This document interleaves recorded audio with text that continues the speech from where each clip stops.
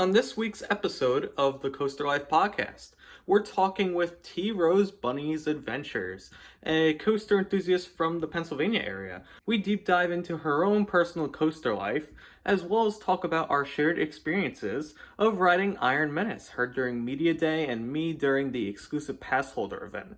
But with that being said, let's get started with this week's episode of the Coaster Ladies Life and gentlemen, podcast. can I please have your attention? I've just been handed an urgent and horrifying news story, and I need all of you to stop what you're doing and listen. Well, hello everyone. Welcome to this week's episode of the Coaster Life podcast. This is the show where we get to talk with all sorts of coaster enthusiasts, deep dive into their own coaster lives, and discuss their own personal experiences. And today, we are here with our very special guest, Victoria. How are you doing, Victoria? I'm good. How are you?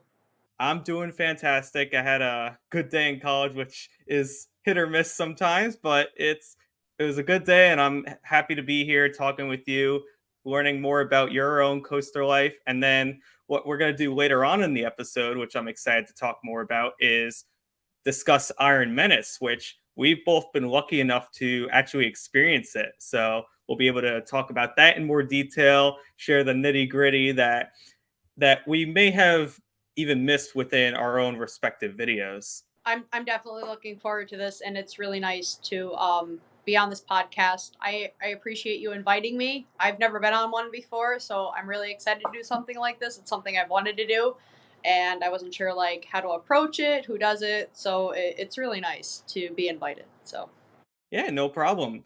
So I guess first things first is an introduction. So, for any of the viewers who are unfamiliar with you, feel free to give I guess, quick introduction to yourself as well as your social media account, T Rose Bunny's Adventures.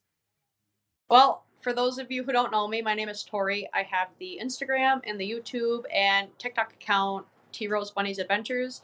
My full name is Victoria. I am a full-time waitress at a small family diner. I've been working there for about 9 years, almost 10 years.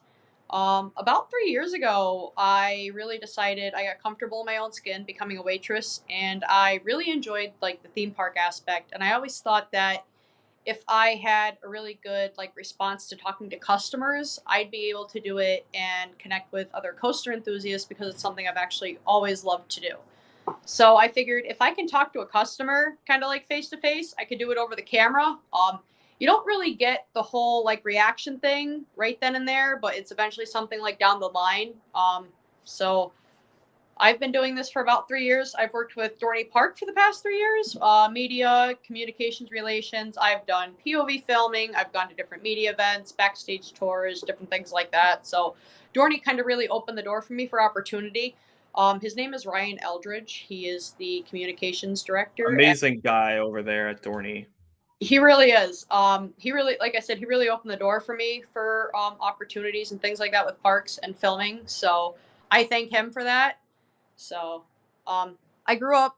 I grew up going to Knoebels. I've been going to that park ever since I was, I think, 2 years old. My parents first took me. Wow. I'll be 26 in a matter of 2 weeks, so almost birthday time. Um, so it's something I really liked. I got to watch a lot of the roller coasters be built because of like the time frame that I'm in. I got to watch the Impulse be built, Black Diamond, Flying Turns. So that was really special. I got to watch them at a lot of flat rides. So I thought that was really cool. I got to go to Dorney for the first time. It was probably about like 4 or 5 years ago. I went with a friend of mine, and I really loved the park. I've gone to Hershey a couple times on school trips, things like that. When I first started working at my job, I made this impulse decision. I wanted to go to Texas to see an antelope gold mine. And while I was down there, they had said, "Oh, we have a Six Flags. Do you want to go?" And I had never heard of this park before, and I got a decent amount of my credits there. That's the first RMC I ever rode was a New Texas Giant. It was really fun, even though I did it almost almost like 7 or 8 years ago. I really, really enjoyed it. I remember the thought of being on a wooden roller coaster with it being steel and having like these different bank turns, these different air times, these different elements that you don't really find anywhere else on a roller coaster. I always enjoyed watching roller coasters, Coaster Studios, El Toro Ryan, all these different like All YouTube. great channels. Yeah. And I just decided that one day, I'm comfortable with where I'm at. Public speaking hasn't always been a strong suit of mine. In school, I kind of struggled with that. Um, so that was kind of something I was really nervous about, was not talking correctly, I guess, like punctuations, different things like that, or things like I kind of struggled with. But I thought, hey, it is what it is. It's a live production. If you mess up, you can either edit it out or make something really funny out of it. So, I mean, it is what it is. It's really nice to see a lot of content creators that kind of do things like live streams. They kind of put like little hiccups, different mess ups, and things like that in their blogs or Instagram stories or whatever it is. So, it's really nice to see a lot of people who do have that creativity and they have that confidence to be able to do something like that. That's where I feel comfortable in, because it's something that I take for granted sometimes. So Yeah, well, that was a fantastic answer to that. I do want to actually backtrack on a few things that I found interesting from your description. So, the first one is actually about your job. So, you mentioned you're a waitress, and yes, I feel like that interaction between the customers that you had working and the interactions that you have just on social media with other people in the parks, you can make a lot of connections to those two different experiences. And is that something that you've really seen as you've gone to these parks and made videos and different content? I found it really easy. I've always been really outspoken. I've never had any problem just walking up to somebody. I've noticed that in the parks and things like that. If I'm in line, kind of waiting for a ride, and I hear somebody talking about, say it's Wildcats Revenge, Candemonium, it could be Sky Rush, could be Talon, could be whatever it is. Somebody else would be talking about, it's like, hey, I rode that, or hey, talking about Talon, I got to climb that lift hill a couple of years ago. I always just had that instinct to kind of like approach somebody and tell them about whatever it was on my mind. It's really interesting to be able to talk to different customers and then actually to be out in public to talk to somebody else. Um, so it's interesting because you never know what they're gonna say, how they're gonna act, how they're gonna approach different things that you talk about. So Hmm. I've been at my job for, like I said, almost 9 years, almost 10 years. So I started as a dishwasher. I was in high school actually, my senior year. I just kind of, me and my mom, we went to this place and I really fell in love with it. I always found it very homey, very welcoming. Kind of like, not like fast food, like turkey club, sandwiches, burgers, meatloaf, kind of like home style cooking, like what you find at like a mom and pop's place. And I really fell in love with the place. So I just went up and asked them. It's like, hey, if you ever need any help, I'm available. I don't do like extracurricular activities, things like that. So if you need help, and long story short, I dishwashed for about like 5 years. I really fell in love with the place, and then when COVID hit, I became a waitress. So that was something that I wasn't really sure how I felt about waitressing. Dishwashing, I did have to do a lot of talking, and it wasn't it wasn't really scary, but it was kind of intimidating to watch these other people do things and think, oh, it's so easy. Wrong, wrong. As a dishwasher, I thought, oh yeah, being a waitress is so easy. Watching these other waitresses run around, it's like, oh, it's so easy. Yeah, no, it's probably one of the hardest things. One of the hardest things I do on a daily basis. And you never know how customers are going to act. You never know how things are going to go. And there's a certain standard you're held to when you are a waitress, and being in the public eye. So I try to keep my composure. I've learned, never talk about politics, never talk about religion, never talk about like certain things. um, I've always thought that if you're in the public eye, you really want to carry yourself in a certain way. You want to have a lot of respect. You want to have a lot of intelligence, and you want to really put yourself out there and kind of know what you're talking about. So it's been a rough road. There are days where I thought I don't know if I could do this. Mm. But then there's other days you have that one customer that comes in, they put the smile on your face, they tell you some like corny joke or whatever it is, and it makes it all worth it. So, uh, being a waitress and being a YouTuber influencer do have a lot of things to go hand in hand together. So, I suggest for anybody who is a waitress or in the restaurant industry or communications industry, if you ever think about like you can't vlog, YouTube, be an influencer, that's completely wrong. It really is wrong, and there is no way that you can't go wrong with something like that. And for everyone out there, respect the people in the restaurant industry. They're working very hard and doing their best, and I can clearly see that's what you do at your job, being there so long. And like you mentioned, if anyone wants to join that industry or communication, just give it a shot, honestly. There's nothing that is stopping you from entering that field as long as you try. If you try, you'll get further than if you didn't try it at all. You never know unless you do it. So, Absolutely. it was really funny. I started filming like a couple of my vlogs, and I wasn't really sure how to do it. Um, Intros, outros, transitions. I've learned a lot over the past 3 years. To anybody starting out, the first 30 seconds, like anywhere from 15 to 30 seconds, are crucial in your videos. Um, a lot of people will script their videos, their vlogs, things like that, because they want to really grab their attention. And that's what I did in my last video. I figured it's a media day. It's a record breaking roller coaster, which we're gonna get into a little bit later.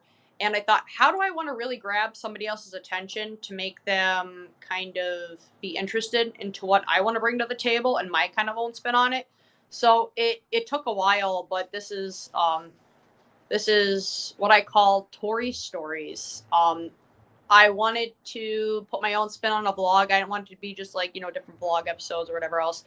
I wanted to Mhm. tell my stories, my adventures, and kind of put like my channel name into what I do and where I go. So I kind of figured Toy Stories is kind of a thing. I like Toy Stories. That's probably like one of my favorite movies as a kid growing up.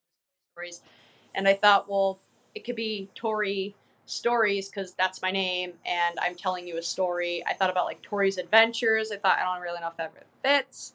So I kind of put like Tori Stories, and my first episode I actually filmed out in Six Flags New England. That was a lot of fun. It was raining. I got to go through the whole park within like 2 hours. I rode. I think I got like 16 rides on total.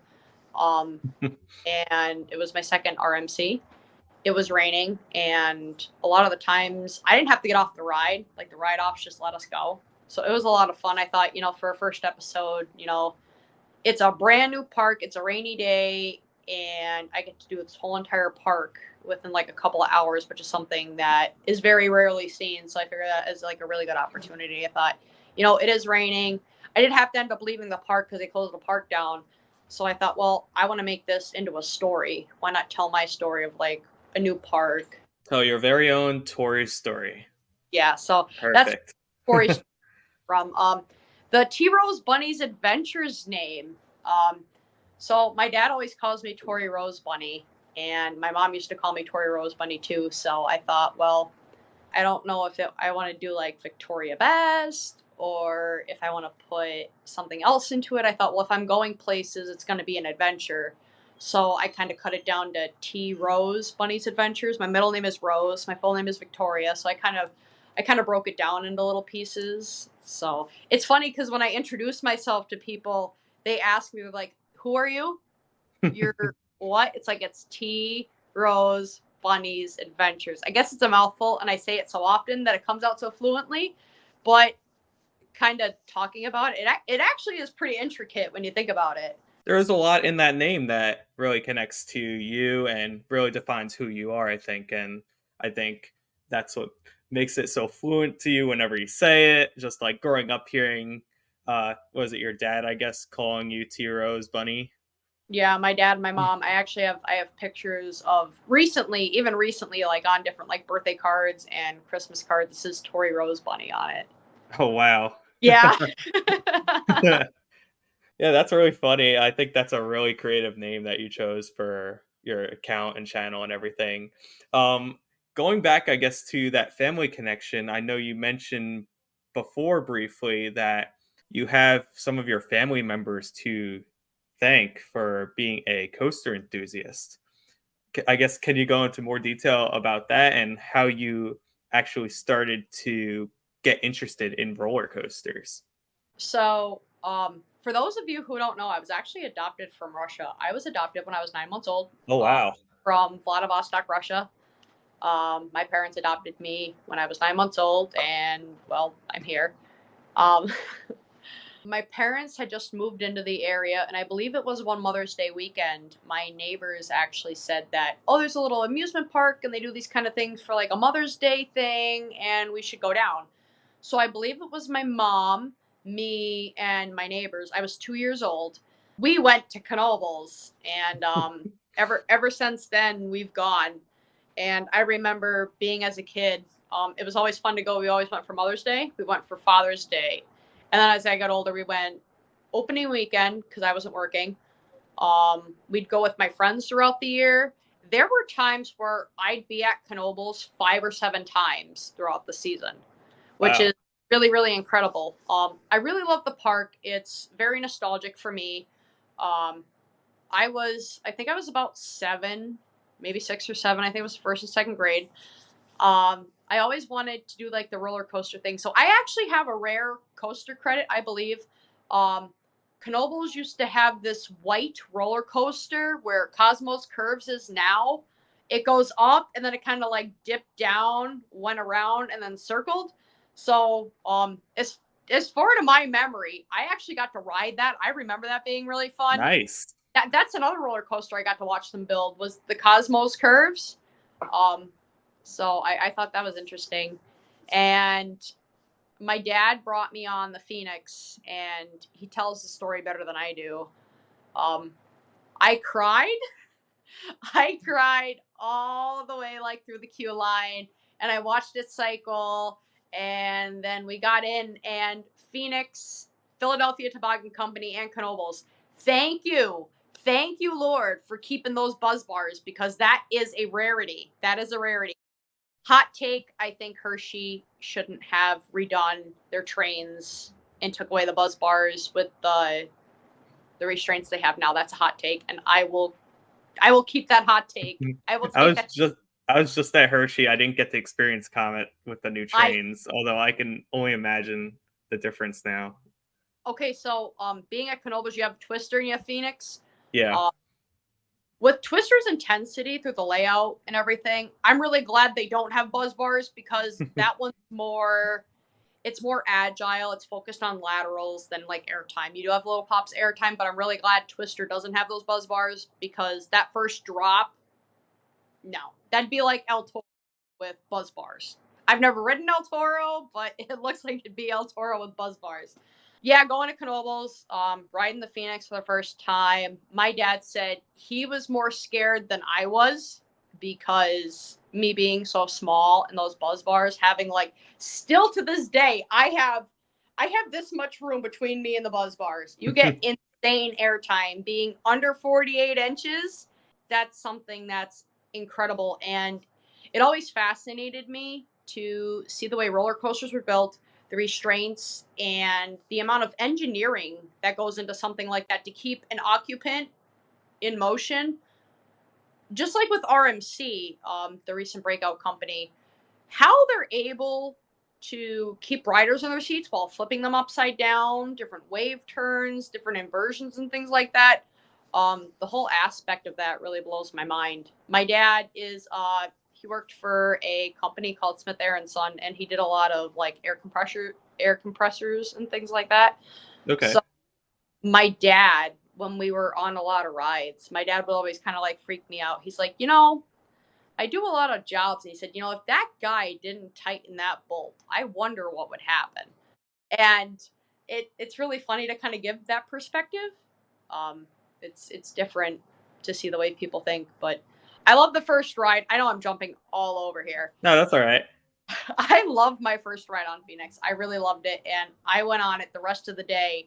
Um, God help my dad because he went on it with me because I wasn't old enough to ride without somebody. So that was my first like roller coaster I fell in love with. Then there was the Twister, and then I think I went to Hershey maybe once or twice when I was younger. Dorney was never really a park I went to until I got older, and I don't know why because it's actually really close. So Dorney Park, I think it was about 5 or 6 years ago. I went with a good friend of mine, and I'd never been to the park, and I fell in love with it instantly. Talon, Hydra, Steel Force, Thunderhawk.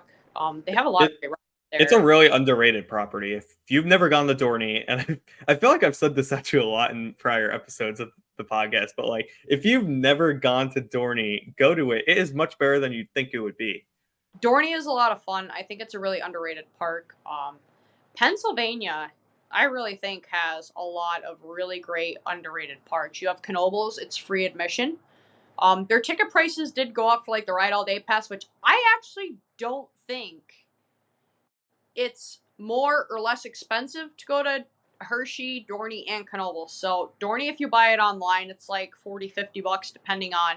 Then you have parking, but you get the water park, the amusement park in the price. So with Knoebels, it's free admission, free parking. You have to choose your rides, but it's a little bit of a higher price if you want to do like the ride all day pass. Hmm. But there's, I think all the parks really balance it out. I think all of them actually are around the same price.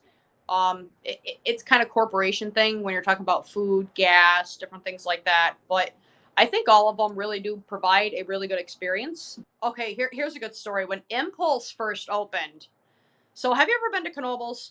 I've been one time. So Impulse, you have that rock ledge that goes around. So you have the Yeah. whole queue line, the whole switchback, and then you have that rock ledge that goes all the way around. You have a couple pavilions, and then it wraps around to where you start to come into the park. Hmm. I waited there. That's Oh where my I god. started in line. I think it was to go through the whole thing, though. I think it was only like an hour and a half, an hour and 45 minutes to make it through the whole thing to ride for the first time. I was really impressed. I was really, really impressed. And to watch it be built, to have Knoebels, that's like a family amusement park, have some massive vertical, beyond vertical with inversions and stuff like that, like right in the center of the park. And I really like the coloring of it. I hope to God they never change that because that is so eye catching. Growing up going to Knoebels, I've never climbed any of the roller coasters, but Dorney, I've gotten to climb the lift hill of Talon, Hydra, and Thunderhawk. Hmm. That was really interesting. I got to do a couple lift hill walks. I've seen a couple of people do it, so I just kind of messaged Ryan, and I had asked them. It's like I don't know what the technical term is, but I'd really like to do that. So if it's possible, What was so your favorite lift walk at Dorney? I like all of them for different reasons, and I think that's why I don't have a rankings video for my roller coasters because each roller coaster has a different element and there's different things that make the coaster unique even though it may be from like the same manufacturer or whatever. They're all unique in different ways, and that's why I don't really like to rank them because they provide a different experience. Talon would have to have been the most difficult, but it was the most rewarding. That's 135 feet up. It's funny because we actually started at Thunderhawk. We started at the bottom of the park. So Thunderhawk was 80 feet up. Hydra was 95 feet up. That was 95 feet up, but that's not including the walk up from Thunderhawk up to Hydra. And then there's a couple of stairs you go up to get up to the lift hill. My legs were killing me. My legs were killing me that day. That was definitely leg day for me. But it was a perfect. It was actually the first day of spring last year. I got to do that, so actually it wasn't too long ago. And then Talon. It's I really like the opportunity because it's kind of one of the things now. Like if I'm in line or I'm vlogging or whatever I am, if I happen to talk to somebody about it, it's like, hey, you want to know a fun fact? I know you've never met me before, but I got to climb that lift hill. So I mean, it's really cool. I definitely like to do it again. I'd like to climb Steel Force, and I definitely want to climb Iron Menace. You I should don't know. really like really persuade Ryan if you can get in that ball that like travels along the track during inspection. Do you know That about? that would be Yeah. really cool. I don't know how to finesse that yet, but It's a I really hard thing to describe if you've never seen it before. I've seen it. They've posted pictures on it, like Instagram, Facebook, whatever else. But I think that's really cool. Whoever lands that job, I hope you love your job and appreciate what you do. Yeah, you get a lot of coaster enthusiasts paying like a lot of money to get in that rollerball, I'll call it. I'm happy we're already on the topic of Dorney Park because I feel like this would be a better time than never to discuss now Iron Menace.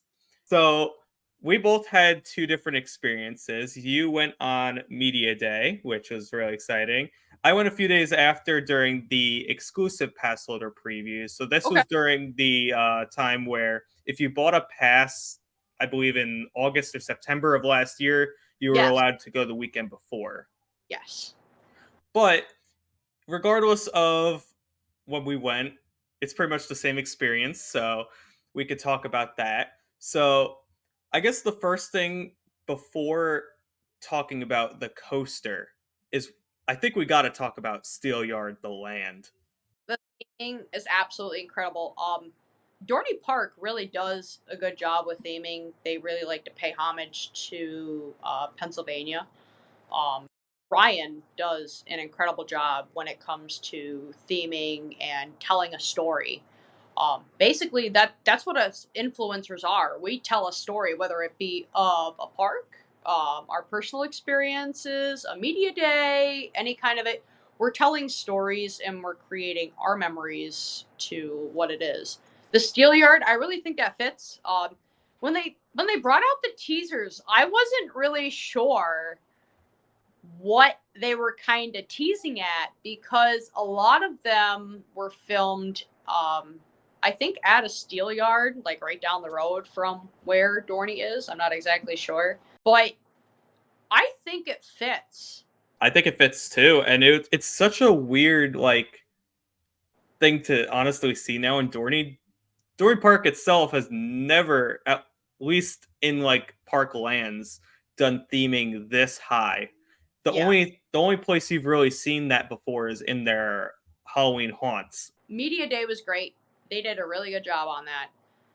The ride ops were great. They did a wonderful opening ceremony.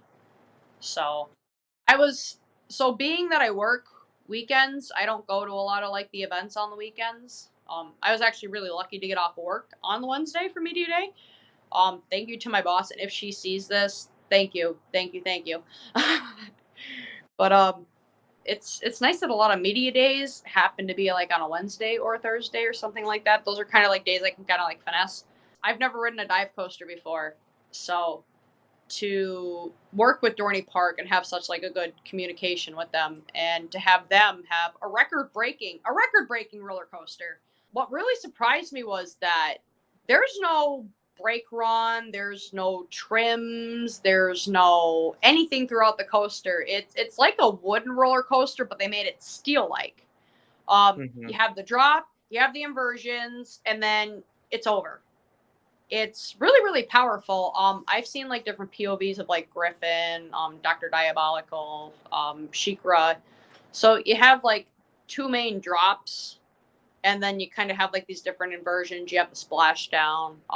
I think with the allotted space that Dorney has, that ride packs a punch, and you don't really get to hold your breath. So up there, you climb 161 feet up, I believe. Sounds And about right. about 152 feet is the drop at 64 miles an hour. Well, I should know I'm wearing the hoodie. Um, I rode in the back two rows. I didn't get a front row ride, so that's definitely something I want to do when I go back. That experience hanging up there, you have a beautiful view of the park. It's absolutely gorgeous up there, and then you don't know when it's going to drop. I don't really know how those coasters work. I don't know whether it's the ride op that gets to decide when you drop. I don't know if it's like timed or anything like that, but it's really cool. The airtime you get going off of that hill down. I just put out my reverse POV I have with Flight of Taylor. She has the quad down pod. Her and I talked a little bit on Instagram, and we actually got to meet, so that was really cool. The amount of airtime you get going off that lift hill down is incredible. Like, you're out of your seat the whole entire time, and then it kind of pushes you down and it brings you into that Immelman, I believe is that Yep. inversion, technical term, whatever it's called. And then you have another inversion, and then you have a tilted loop. I really like that because you're not completely upside down, but it's enough to it's almost like a lateral force you get on that part. And then you have another Immelman or loop-de-loo or whatever it is that you call it, and then it kind of hits you into the brake run. The fact that this ride flips you upside down 4 times in under a minute, well, if you think about it, like from the first time you're flipped upside down to the time that you end out of the last inversion, there's not even a minute between those 4. That's record breaking. There is a lot of G forces. You have a lot of airtime, which is really nice. Being on Wildcat's Revenge was kind of the first upside down airtime I experienced. You get off that lift hill and you go down and you go into the what's that called? Will you help me out there? The underflip. The underflip. Underflip, yes. That's incredible. I think more rides should have an underflip like that. That feeling of airtime being upside down, that's engineering at its finest. And if you're looking for a thrill, I think Iron Menace and Wildcat's Revenge really does bring that upside down airtime. I really think it's really innovative and also record breaking. Do we want to talk about this 48-inch height requirement? We should, yeah. Why not? I can't even lie. At first, I didn't really understand the hype of it, and I was kind of scrolling through, and I'm going through. I thought 48 inches. I thought that's small. That is small. That's really, really small. I thought these little people are riding a dive coaster. Back to the whole record breaking thing. This is the first dive coaster in the Northeast. It is the first dive coaster it's got a short layout. It's got 4 inversions, no trims, no kind of like mid-course. So you have little people who get to ride this. You have anyone who gets to ride this, and it gets to tell you a story. The onboard audio is great. That chain lift hill, that's really fast. It is really fast. They caught me off guard when I was going up there and they were playing that like music on the side. I was really surprised. That was almost like Sky Rush speed. It really was. So brings you up there really quickly. I like the vest restraints on there. I don't feel stapled in any way. I find them actually really comfortable. I'm not really picky on restraints, really. Personally, hot take, the less restraints, the better. I am a thrill seeker like that. The less, the better. Less is more. Yeah, less is more. For you ride manufacturers, less is more. But it really packs a punch. I think it is actually very intense. I think if Talon didn't have some of the inversions, I definitely think it would beat out Talon for intensity. I think depending on where you sit on Talon, I really like if you're in the back right seat, the last one on Talon, that one really flips you through the inversions really well. I think that basically they took the idea of Talon and smushed it and made it a B&M dive. It's only, okay, so Talon's 135 feet and this one's 160 some feet. So you added 30 more feet. You added a little bit more of an incline. It has 4 inversions, but they compressed it. I really think that is Talon's child. I think they took Hydra because of the sit down, and I think they took Talon. I think they had Talon. They just had one big baby that they had a baby. Talon and Hydra had a baby, which is Iron Menace, and it actually really fits. It really fits. And that baby packs a bunch. Honest to God, that's the wild child. That's the redheaded stepchild.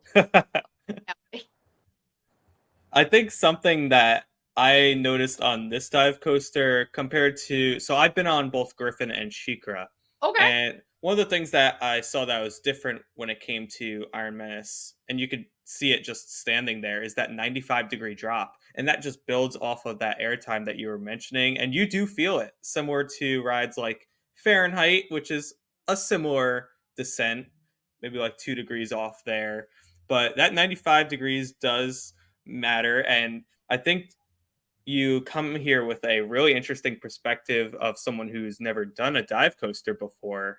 So, when you were during the off season, let's say, looking at the progression of Iron Menace and saying, "Oh, I'm going to get on my first ever dive coaster."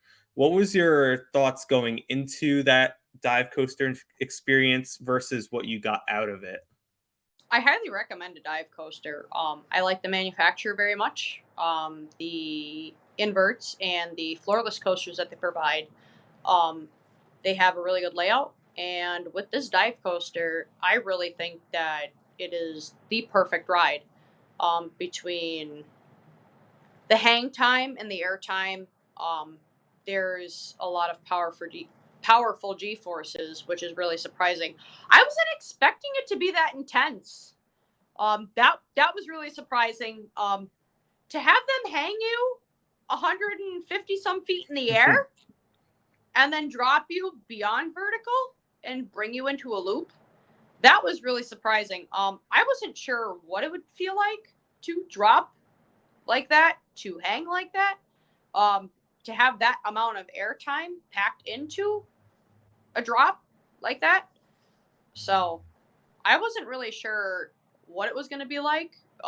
I thought I can't really form an opinion on a dive coaster until I've been on one.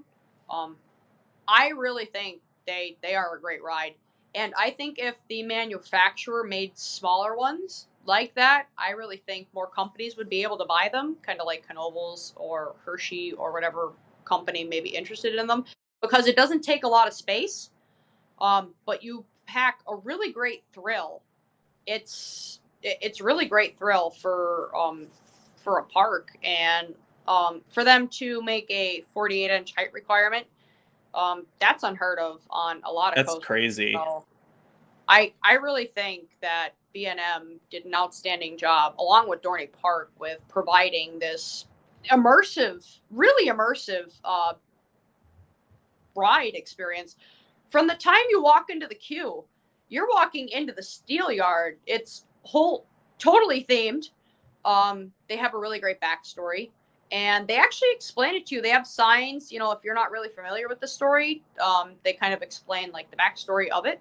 Being in Pennsylvania, they do a really good job paying homage to like the industry and where Pennsylvania came from, which I think is really great because there aren't a lot of parks that kind of do rides based off of the state's history, which I think is record breaking. It really is. And a lot of people, I think a lot of people in the coaster enthusiast kind of group, they really appreciate a good story, theming, and being immersed in a story. So, Yeah, it's something that you see often in like outside the US in Europe. Like I know Voltron, that POV just came out today, just seeing all those themed elements along the course of the ride and even in like the queue and everything. That's something we don't get as often here in the States. But when parks do it, especially at traditional amusement parks such as Dorney Park, it really does make an impact.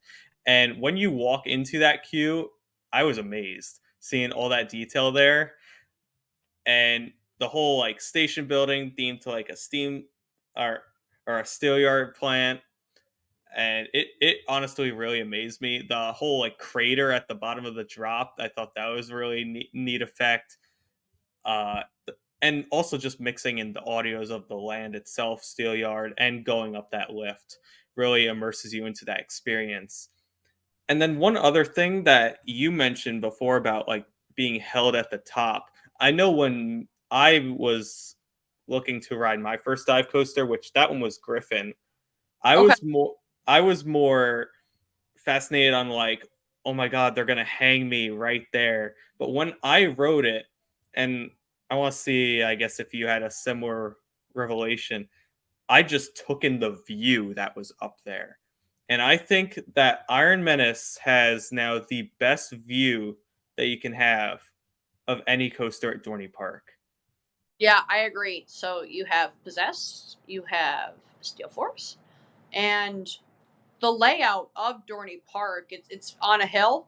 So I really think that fit in perfectly to have that down at the bottom of the park because you get to see everything looking up, and I really think that the height of the roller coaster, they did a really good job because you get to see everything from eyesight. So going up, and I really like how they get to control how to hang you there because you do get that view of the park. You get to see Possessed, Steel Force, Talon, Hydra, and I think throughout the summer, I really think that's going to be a really cool view to watch all these other coasters cycle while Mm, you're kind of sitting up there. Whether it be a sunset ride, whether it be a rain ride, whatever it may be. It definitely provides a really, really, really good experience. So the theming when you walked in, it's very, very Steelyard like. You have a lot of brick. I really like that. And then these old rusty steel pipes that go together, and it's all through the line. I believe they actually worked with a museum. I think it was in Allentown, not too far away from where they are. They actually got to take different items from the museum. I think they either donated them or kind of like inquired about it. And there's a van there. There's a couple of different like boxes. There's a couple of different like steel pieces that they got to put in. So they really went all out with the immersive theming. The only thing that I would compare this to is I've never ridden it, but Velocicoaster, from what I've seen, that's immersive theming, and I think Dorney hit it right on the head with immersive theming for this. They really make you feel as if you're in the Steelyard. And on Media Day, I missed the opportunity, but they actually did iron meltings, like oh, they really? did stuff like that. I don't know where That's that. really cool. Yeah. Dorney went all out with the immersive theming, and I think it's probably one of the most themed roller coasters in the Northeast, if not the most themed roller coaster in the Northeast. It packs a punch, and it's really comfortable. It is really comfortable. No headbanging at all. You're in that nice, comfy vest. No like real compression at all with the restraints. It was very, very nice ride. So yeah, I know we've mentioned a lot of stuff about Iron Menace right there, and we were not told by anyone to say specific things about this ride.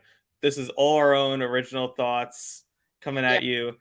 So if you are listening to this and are interested in checking out Iron Menace, definitely do so. It's a great new addition for the park, for the region, and just coasters in general. With that being said, I think that is going to be the end of our discussion of Iron Menace, as well as the episode of the podcast itself. So, first off, I would like to thank you, Tori, for coming on to this episode to share both your own personal coaster life as well as describing your experience during Media Day. Thank you so much for having me. Like I said, this is my first podcast I was ever on, and I had a lot of fun recording this and being on this. So I'd definitely be interested in come back again and talk a little bit about more like throughout the season, different things like that. Absolutely. So I guess the last thing, if you are listening to the audio version of the Coaster Life podcast, be sure to check out the video version on the East Coaster Fan YouTube channel where you can see us doing all sorts of things on video. Vice versa, if you want to check out the audio only version, feel free to check it out on Spotify and Apple Podcasts. Feel free to also follow the Coaster Life on Instagram as well as my own personal account, the East Coaster Fan Instagram. And then Tori, feel free to plug anything that you'd like to. So I am on Instagram, T underscore Rose Bunny's Adventures, no apostrophe, just T underscore Rose Bunny's Adventures. I am on YouTube, capital T space Rose Bunny's Adventures, kind of like how it's written here. That's how it's going to be for YouTube. I have TikTok. I just posted a video for the grand opening, and that went viral. I was really, really happy about that. That was surprising. So I'm on TikTok, I'm on Facebook, I'm on Instagram.